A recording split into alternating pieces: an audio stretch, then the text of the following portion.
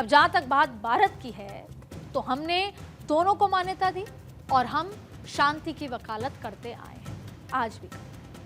पर जब यूएनएससी के देश ही मौन हैं, तो फिर हम दूसरों की जंग में हाथ क्यों जलाएं? और इस वजह से गाजा जल रहा है और यूएन जलते हुए गाजा को देखकर नीरों की तरह बंसी बजा रहा है। दुनिया भर की ताकतें गाजा में शांति की बातें करती हैं। सीरियसली?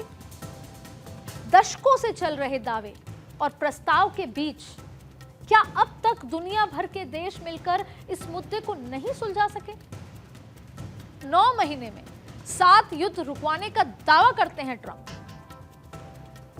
अंदर उनकी हिम्मत नहीं कि वो इजराइल को कुछ कह सकें, इजराइल को हथियार डालने के लिए मजबूर कर सकें। और ये तो ट्रंप हैं जो गाजा को अपना प्राइवेट क्लब बनाना चाहते हैं। कह चुके हैं कि प्राइवेट क्लब बनाने के सपने मैं देखता हूं। और अब गाजा में शांति के नाम पर मीटिंग खेल रहे हैं ट्रंप। ये नया शगुफा छोड़ दिया है उन्होंने। अमेरिकी राष्ट्रपति ट्रंप के प्लान में 3 बातें हैं। पहला, बंधकों की रिहाई। दूसरा, गाजा में इस्राएल की वापसी पर बातचीत। और युद्ध के बाद गाजा में ऐसा शासन स्थापित करना जिसमें हमास की कोई भूमिका ना हो। और ट्रंप तो कह रहे हैं कि हमास इजराइल के बीच युद्ध खत्म कराने के लिए ये उनका अब तक का सबसे ठोस प्रस्ताव होगा।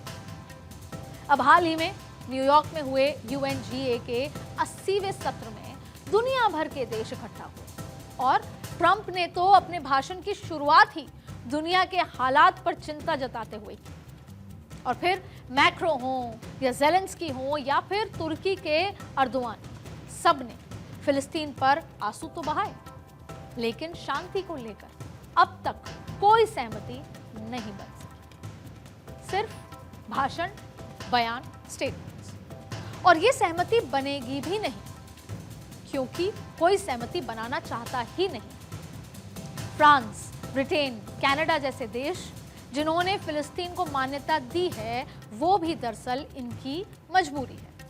और वो क्या है, वो मैं आपको बताती हूँ।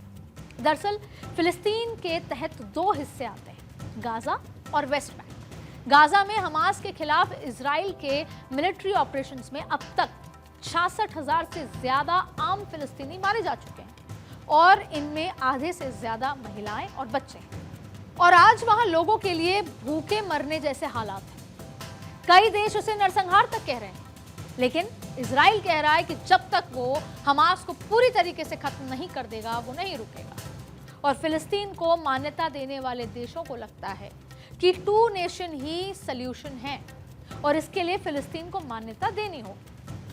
पर अमेरिका के आगे सभी देश चुप हैं। ट्रंप साफ तौर पर कह चुके हैं कि फिलिस्तीन को मान्यता देना हमास को इनाम देने जैसा है और इजराइल अमेरिका की दोस्ती किसी से नहीं छूटी। अमेरिका में इजराइल एक बड़े पावर ब्रोकर की तरह है।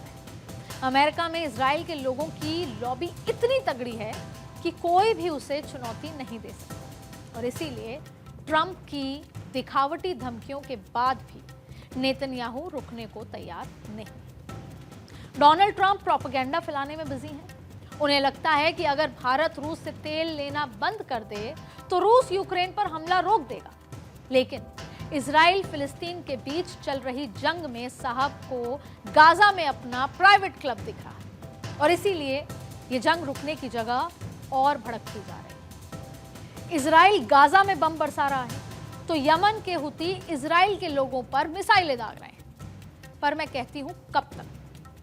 आखिर युद्ध का सल्यूशन तो भी बातचीत ही है।